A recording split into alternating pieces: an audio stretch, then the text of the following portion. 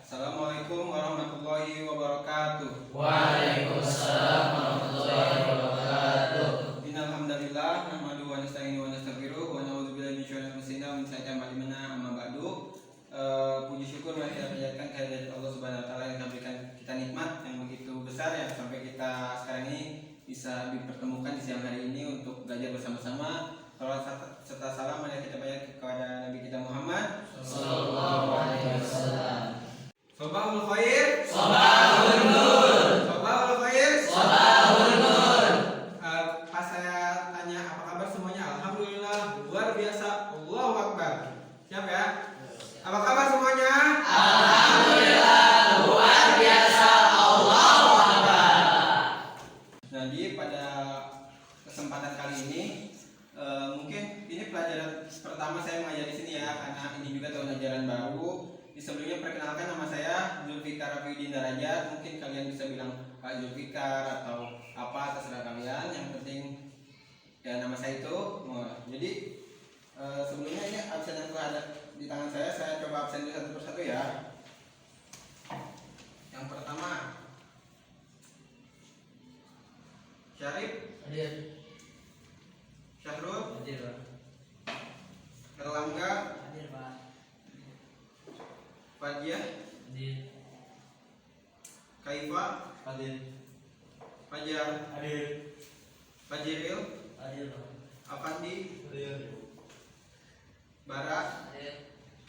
Aidin. Hadir. Berarti semuanya hadir ya. Hadir, Pak. Ya, saya syukur kalian di pelajaran pembelajaran yang pertama kalian bisa hadir semua. Saya harap kalian semua bisa mengikuti pembelajaran satu semester ini dengan baik. Jadi pada kesempatan kali ini yang akan kita pelajari apa coba ini? Al-Quran dan Hadis, pelajaran Al-Quran dan Hadis. Sebelumnya di sini ada yang sekolahnya di MI enggak? Coba kamu siapa namanya? Erlangga, waktu di MI pernah belajar apa aja tentang Al-Quran Hadis? Edwin, kamu? Dewi juga. Siapa lagi tadi? Kamu? Oh, berarti udah mempelajari ya untuk tata cara baca Al-Quran. Nah, sekarang kita akan mempelajari pengertian dari Al-Quran itu apa sih gitu. Nah, jadi judul kita pada kali ini untuk belajar yaitu Al-Quran dan Hadis sebagai pedoman hidupku. Coba kalian lihat dari kehidupan sehari-hari kita, banyak sekali ayat-ayat dalam Al-Quran yang menunjukkan untuk kehidupan kita itu diatur dari mulai kita bangun tidur sampai kita tidur lagi, dan mungkin dari awal kita hidup sampai kita mati pun telah ada dicatat dalam Al-Quran. Nah, tujuan kita belajar pada hari ini itu untuk mengetahui apa itu Al-Quran, apa itu hadis, dan apa itu fungsi Al-Quran dan hadis. Nah, Al-Quran sendiri memiliki pengertian. Yang pertama, Al-Quran berasal dari kata qara'a. Pada pernah belajar bahasa Arab nggak? Qara'a artinya apa? Baca. Itu fi'il apa? Mani. Kalau fi'il mudhari'nya? Yaqra'u. Berarti ini artinya membaca. Dari segi kata awalnya membaca. Cuman Al-Quran ini diartikan menjadi Quran, menjadi bacaan. Nah, ini dalam Al-Quran kalian bacakan ada alif lam di awalnya. Dan ini dalam konten sini huruf alif lam Al-Quran mengandung arti kesempurnaan. Kata alif lam ini menjadi kesempurnaan. Bahwasanya Al-Quran ini bacaan yang paling sempurna loh. Berbeda dengan buku-buku yang kalian baca. Mungkin seperti buku fikih, hadis, semuanya itu berasal dari Al-Quran. Cuman dengan kata alif lam di sini menjadi Al-Quran itu kitab yang sangat sempurna dan penyempurna bagi kitab-kitab sebelumnya. Sebelum Al-Quran ada kitab apa aja? Kamu tahu? Injil. Kamu tahu kitab apa lagi? Zabur. Kamu? Setelah itu satu lagi? Al-Quran. Berarti Al-Quran yang terakhir. Yang terakhir itu biasanya menjadi penyempurna dari yang sebelum-sebelumnya. Nah, kita mempelajari fungsi dari Al-Quran tersendiri. Yang pertama, fungsi Al-Quran dalam Islam. Yang kedua, fungsi Al-Quran dalam kehidupan manusia. Nih, kita lanjut ya.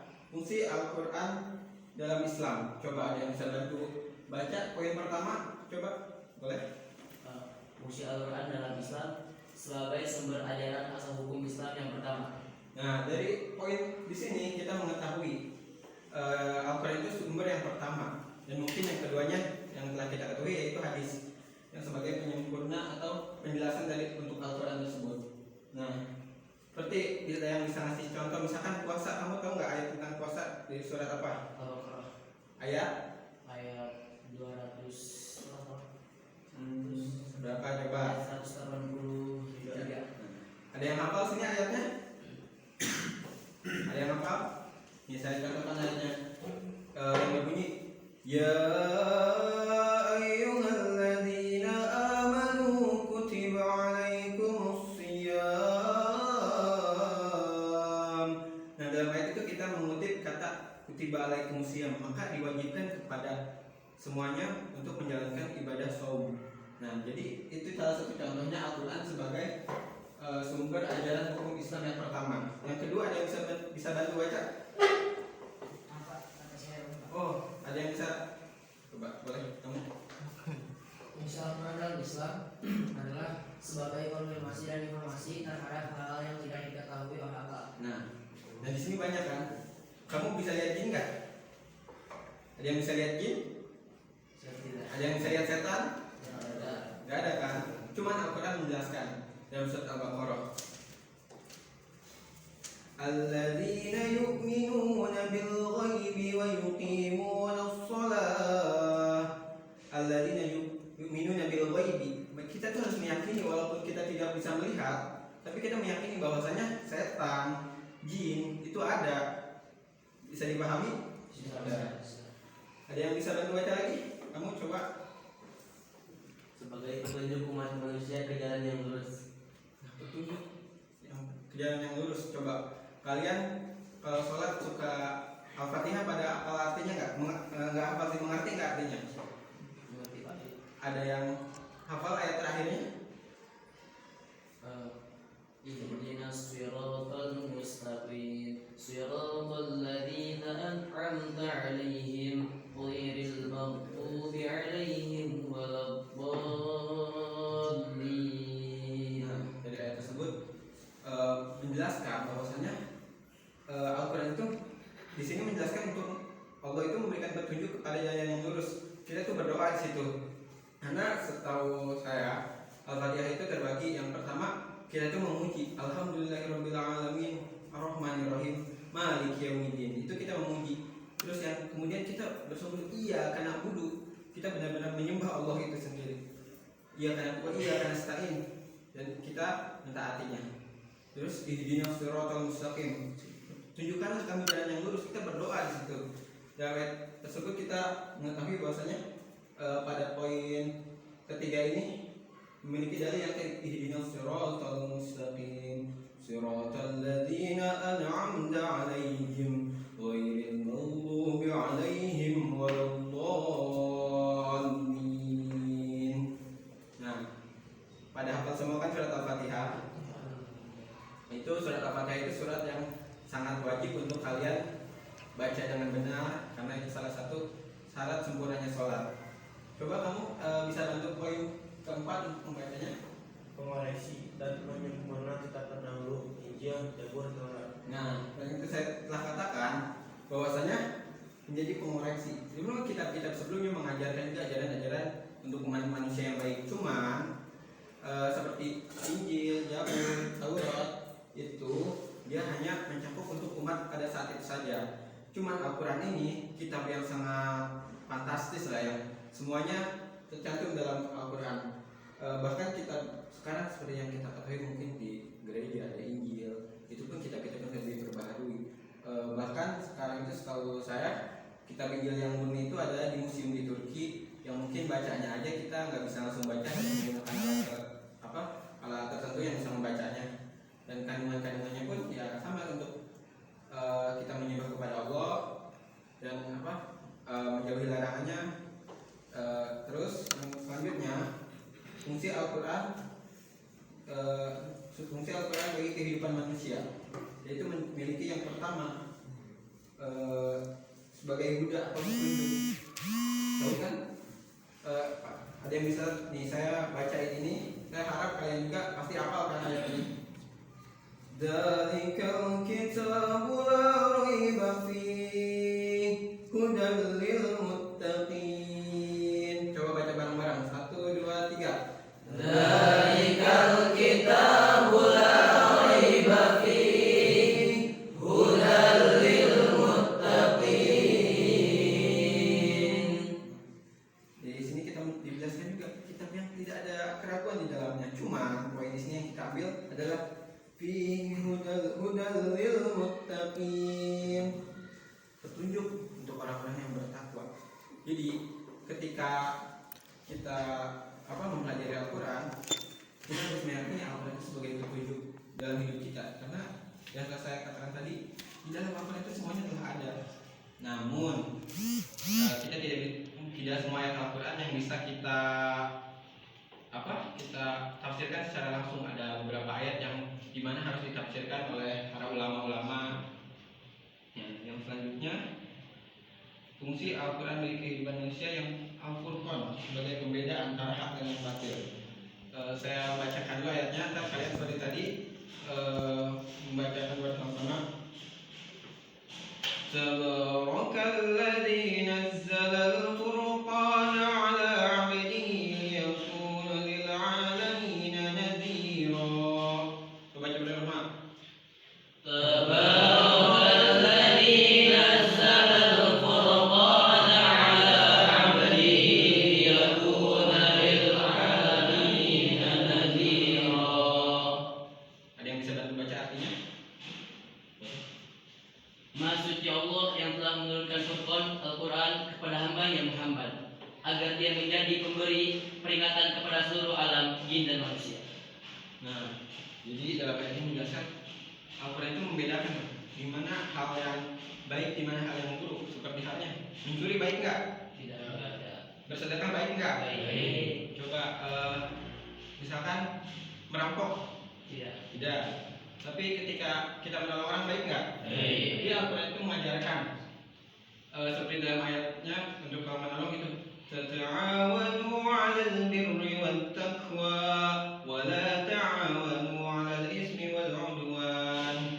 Nah, sini pun dibedakan tolong menolong dalam hal kebaikan dan jangan tolong menolong dalam hal keburukan. Ini aja udah beda kan contoh ayatnya. Yang baik dan yang buruk itu dibedakan. Jadi kita tidak bisa membuat hal buruk itu dipoles menjadi baik gitu. Kayak misalkan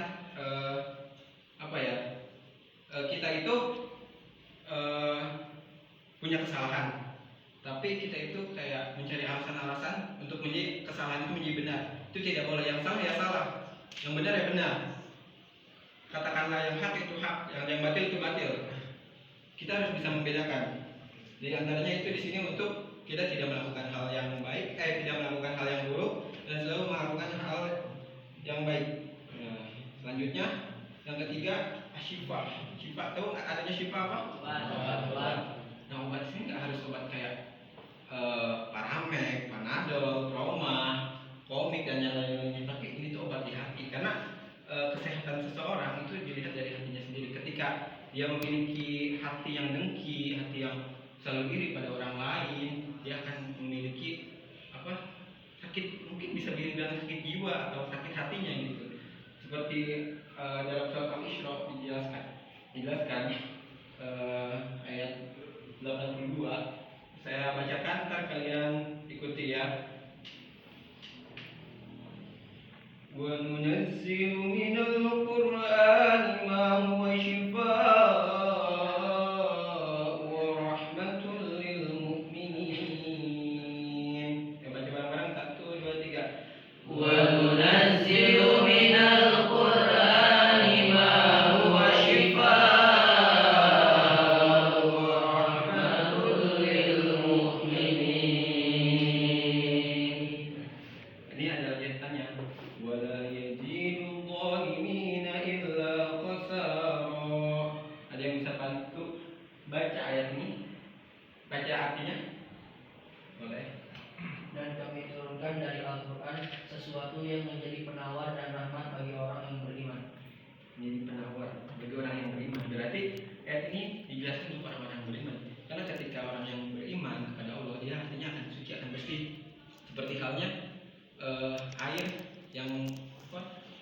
di dalam gelas yang sangat jernih. Ketika disemburkan cahaya, maka dia akan bisa menembusnya. Seperti halnya hati, ketika hati kita bersih, maka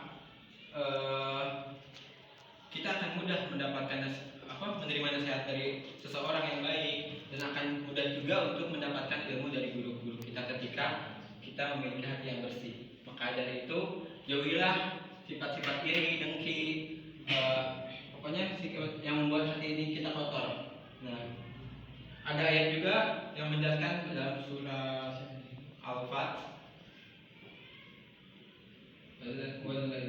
Walladzi anzala as-sakinata fi qulubil mu'minin, Walladzi anzala as-sakinata fi qulubil mu'minin. Menjadikan sakinah. Ada yang tahu adanya sakinah apa? Ketenangan. Jadi dengan kita membaca Al-Quran, kita akan mendapatkan ketenangan hati, terutama ketenangan hati, ketenangan pikiran. Ada ayatnya. Walladzi anzala as-sakinata fi qulubil mu'minin liyazdadu imanan ma'a imanihim. Yang dimana ini menjelaskan untuk menambah tadi kan kita udah belajar beberapa materi ya, yang mungkin semuanya ada yang mau dipertanyakan? Ada yang mau dipertanyakan? Tak ada. Saya ada sebuah video yang mungkin mau saya tayangkan. Tadi kita kan sudah belajar materi-materinya. Saya ada sebuah syair lagu gitu yang mungkin ini berkaitan sama pelajaran kita kali ini. Mungkin dari antara kalian udah ada hafal juga ya. Kalau misalkan ada pada hafal, nyanyi aja bareng-bareng ya, biar nggak ngantuk-ngantuk amat.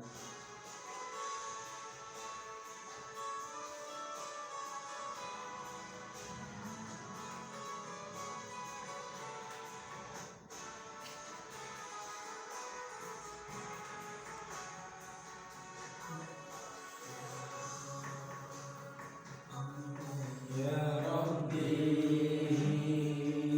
mudahkanlah urusan kami,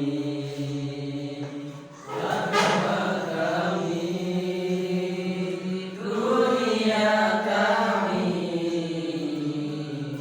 Wahai Allah yang mengetahui, buka hati kami, buka hati kami untuk membaca Al-Quran. Baca Al-Quran, baca Al-Quran, Al-Quran sumber kehidupan. Iftah qulubana, iftah qulubana ala tilawatil Qur'an. Waftah qulubana, waftah qulubana ala ta'allumil ulum. Ya Rabbana, ya Rabbana, ya Fattahu, ya Alimu. Ya Rabbana, ya Fattahu, ya Alimu. Lagi enggak? Lagi. Yuk, ulang lagi ya.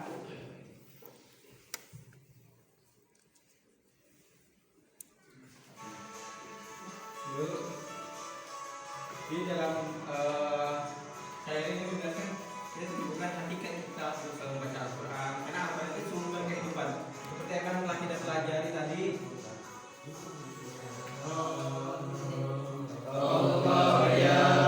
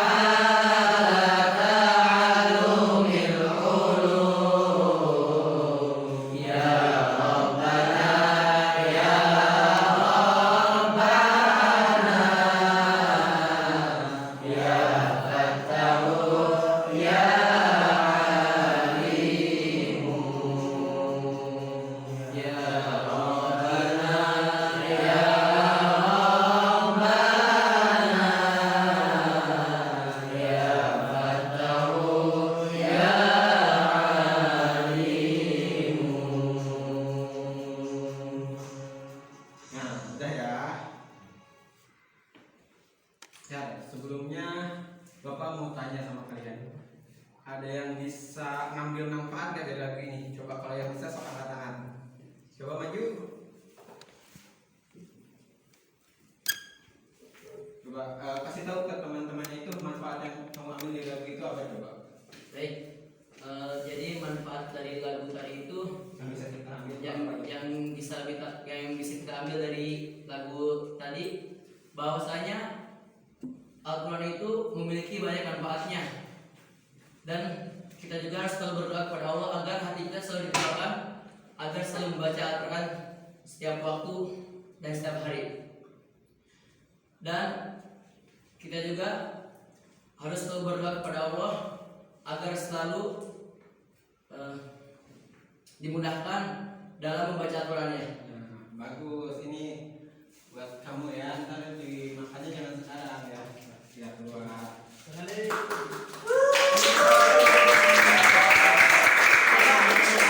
Bisa ulangin nggak apa yang disebutin sama temannya tadi? Kamu bisa nggak? Coba sok maju. Coba sebutin lagi, mungkin ditambahin, nggak harus sama juga. Jadi Al-Quran itu adalah obat, oke, obat untuk hati kita yang sangat batu. Al-Quran itu banyak bacaan-bacaan tersebut yang mengandung kebaikan dan takwa terhadap Allah. Ya, terima kasih. Kasih dulu. Ya. Nah, coba sekarang Bapak mau kasih tugas kelompok buat kalian. Kelompoknya Bapak acak ya. Berhitung 1, 2, entar 1 lagi, 2 lagi. Terus ke situ 1, 2, 1, 2, 1, 2. Coba berhitung. 1, 2, 1, 2, 2, 1. Coba yang satu siapa? Maju ke depan sini. Oh, yang satu. Nah, yang dua maju sini.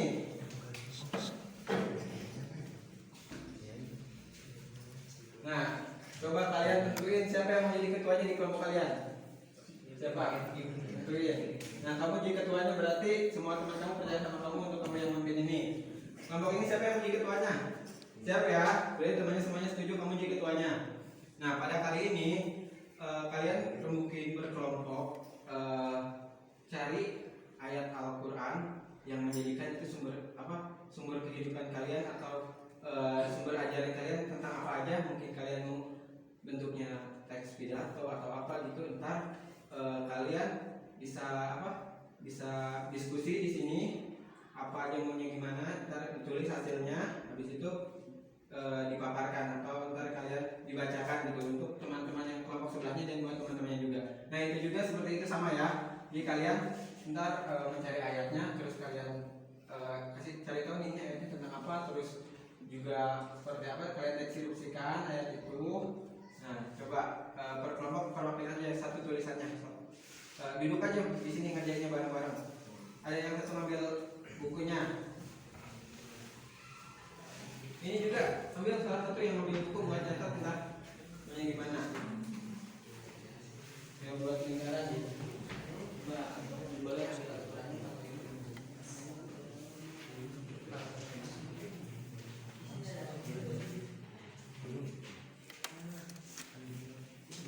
Ini kalau bisa ambil sana kalau tapi ada tulisannya ambil Al-Quran. Salah satu ambil Al-Quran buat kalian.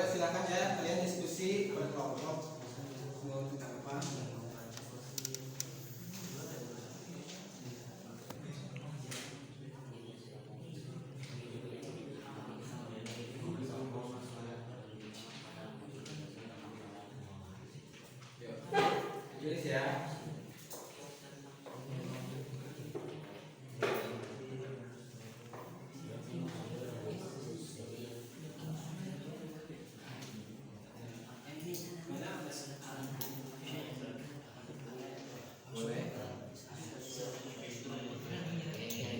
Baik, cari ya.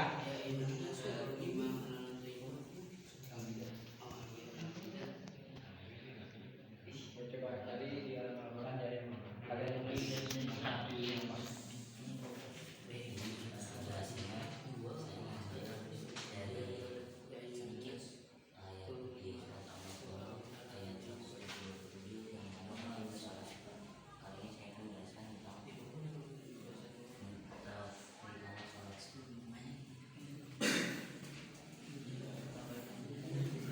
gimana udah dapat videonya?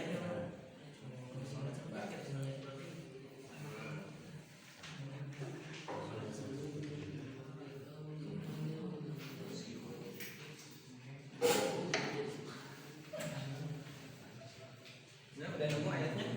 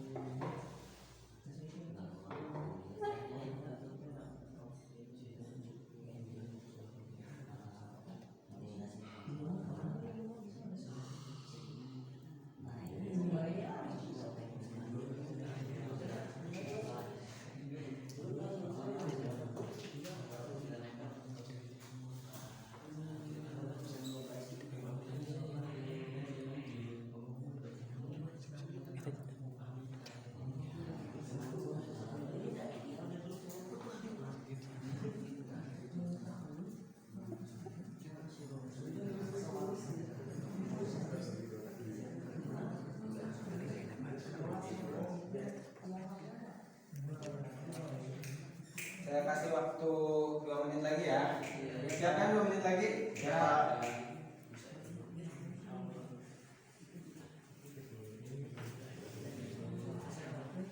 Sudah siap nih? Ya. Sudah siap? Oh, berarti kalau sudah siap semua, siapa yang mau duluan, Sob? Tunggu duluan dulu. Coba ini apa? Batu keras kuning ketuanya.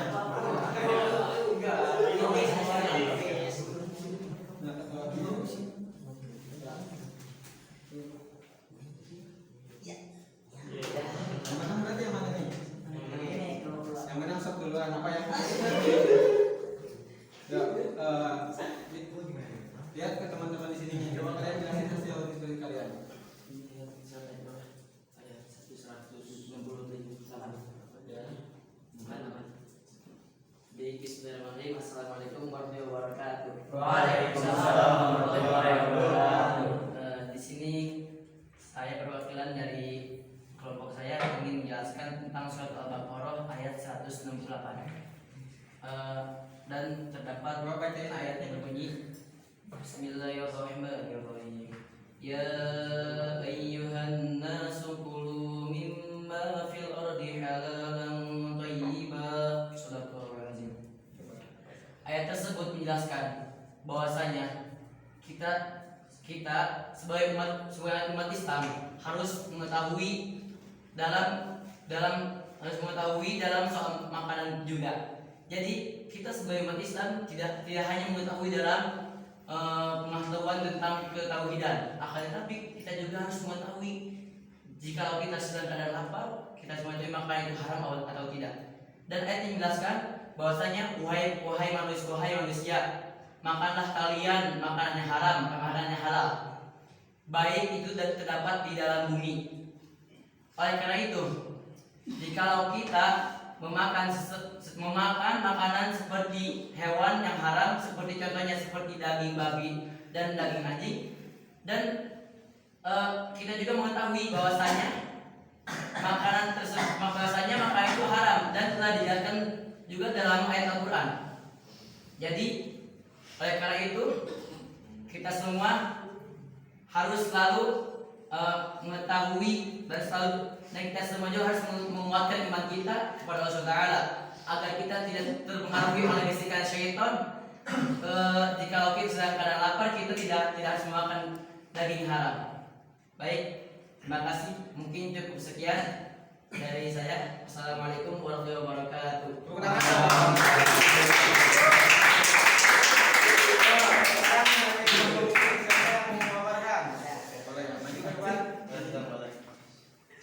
Bismillahirrahmanirrahim. Assalamualaikum warahmatullahi wabarakatuh. Waalaikumsalam warahmatullahi wabarakatuh. Baik, di sini saya ada perwakilan dari kelompok saya untuk menjelaskan tentang ayat yang di bawah ini. Bismillahirrahmanirrahim. Wa aqamus salata wa ataz zakah. Surat Al-Baqarah ayat 177. Dari ayat di atas ini yang berarti dan mendirikanlah salat dan tunaikanlah zakat. Kita dapat menyaksikan di bahwasanya salat itu adalah wajib bagi umat Islam seluruhnya. Salat adalah ciri iman yang pertama. Seperti kaul ulama yang dicatat di bawah ini, yaitu turidut taufiq alaika bis-shalah, turidul rizq alaika bis-shalah, turidus salahal an alaika bis-shalah. As-salatu tajlibu kulla khair wa tahfadu kulla syarr. Baik, mungkin cukup sekian yang dapat saya sampaikan. Kurang lebihnya mohon maaf. Jika ada salah, mohon dimaafkan. Baik, wassalamualaikum warahmatullahi wabarakatuh. Waalaikumsalam warahmatullahi wabarakatuh. Coba Bapak mau tes. Jadi kelompok ini perhatiin nggak sih? Kelompok ini menjelasin tentang apa? Makan makanan yang halal. Yang haram? Tidak boleh. Kalau kelompok ini dengerin nggak yang ini jelasin tentang apa? Salat menjalankan salat dan zakat. Berarti bagus ya dari kalian itu bisa saling memperhatikan temannya sendiri.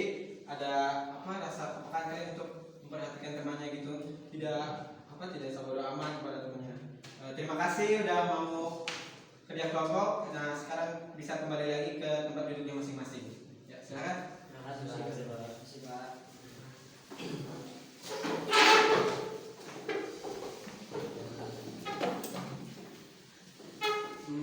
Jadi pada pembelajaran kali ini intinya kita itu harus selalu mendekatkan diri kepada Al-Quran, mempelajari Al-Quran lebih banyak, yaitu dengan kepada guru-guru kita, dan kita pun harus mempelajarinya sendiri dengan rasa ingin belajar yang sangat menggebu-gebu dan terus juga semangat belajar terus untuk kalian.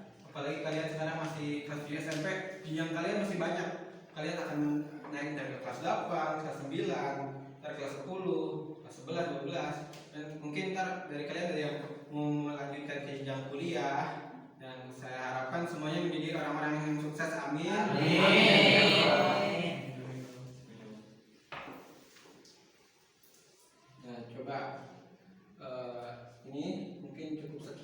dari pembelajaran pada siang hari ini. Terima kasih atas kehadirannya dan saya harap semuanya bisa hadir terus atas pembelajaran saya di tiap hari ini ya. Assalamualaikum warahmatullahi wabarakatuh. Waalaikumsalam warahmatullahi wabarakatuh.